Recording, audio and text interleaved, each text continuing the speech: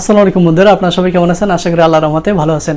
তো যে সকল বন্ধুরা আপনারা প্রাইমারি শিক্ষক নিয়োগ পরীক্ষা দিবেন, তো এই আসন্ন পরীক্ষাটা বারবার যে চেঞ্জ হচ্ছে এটা নিয়ে আমাদের মধ্যে অনেক একটা বিভিন্ন ধরনের কনফিউজ তৈরি হয়েছে। তো আমি বলবো আসলে চাঁদ যখন ওঠে তখন কিন্তু সব জায়গায় ওঠে, যে এই টাইমটা কবে পরীক্ষা হবে এইটার দিকে আমাদের না ছুটে আমাদের পড়াশোনাটা, আমাদের প্রস্তুতিটা আরও ভালো করাটা দরকার।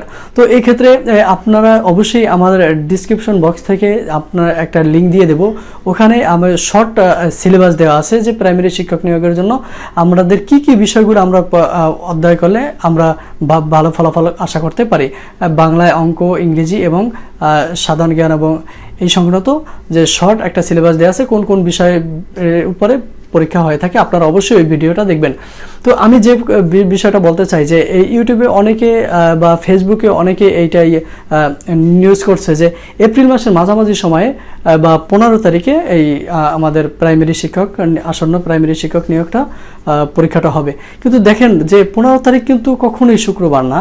তো আমরা তো এটা ভাবতেই পারি না যে আমাদের অতীতেও নেই যে এমন একটা পাবলিক সরকারি পরীক্ষা, সেটা 24 লক্ষ লোক যেখানে ইনভলভ, সেখানে শুক্রবার না দিয়ে রবিবার বা সোমবার একটা পরীক্ষা দেবে। এটা আসলে কেমন যেন আমার কাছে মনে হলো। তো আমি সর্বোপরি বলবো যে তারিখই হোক না কেন, এই যেহেতু গভর্নমেন্ট এখান থেকে স্টুডেন্টরা যারা পরীক্ষা দেবে অর্থাৎ শিক্ষার্থীরা তারা যেহেতু অ্যাপ্লিকেশন করছে এবং অ্যাপ্লিকেশনটা সাবমিট হয়েছে, তার পরীক্ষা অবশ্যই হবে, আজ হোক আর কাল হোক। তো এইটা যখন পরীক্ষা হবে, পরীক্ষার আগে কিন্তু 10 থেকে এক সপ্তাহ থেকে 10 দিন আগে কিন্তু আমাদের যে কন্ট্যাক্ট নাম্বারটা আমরা দিচ্ছি সেখানে একটা SMS আসবে। ওই SMS আসলে পরে আমরা কিন্তু আমাদের প্রবেশপত্রটা আমরা ডাউনলোড করে নিতে পারবো এবং আমরা দেখতে পারবো আমাদের সেন্টারটা কোথায় হয়। তো এর জন্য আপনারা এই ধরনের ইয়াগুলো প্রতারিত না হয় বা কনফিউজ না হয়, আপনারা নিশ্চিত থাকুন পড়াশোনাটা, আপনাদের যে প্রস্তুতিটা সেটা আরও জোরালো করুন। তো এর জন্য আমার এখানে যে ম্যাথ সলভের যে অংশটা আমি দিয়ে থাকি জব সলিউশন, তো এই পর্বগুলো অবশ্যই আপনারা দেখবেন এবং আমার সাথে থাকবেন। পরীক্ষার তারিখ যখন ঘোষণা হবে তখন কিন্তু সারা বাংলাদেশের মানুষ এই বিষয়টা জানতে পারবো। যেমন চাঁদ উঠলে যেমন আমরা সবাই জানতে পারি যে চাঁদ উঠছে, তো ঠিক তেমনিভাবে আমাদের পরীক্ষার তারিখটাও আমরা জানতে পারবো। তো এর জন্য অনেকে আমাকে মেসেজ করছেন যে কবে পরীক্ষা হতে পারে না হতে পারে।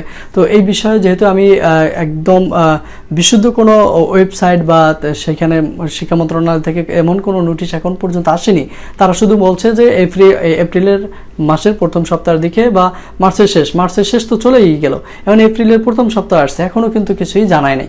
তো এই জন্য বলবো যে আপনারা যে বারবার বিভিন্ন তারিখে যেন বিভ্রান্ত না হন। তারপরে কালকে থেকে আবার ইন্টারমিডিয়েট পরীক্ষা শুরু হতে যাচ্ছে, তো এই পরীক্ষাটা কবে হতে পারে ঠিক আসলে বলা যায় না।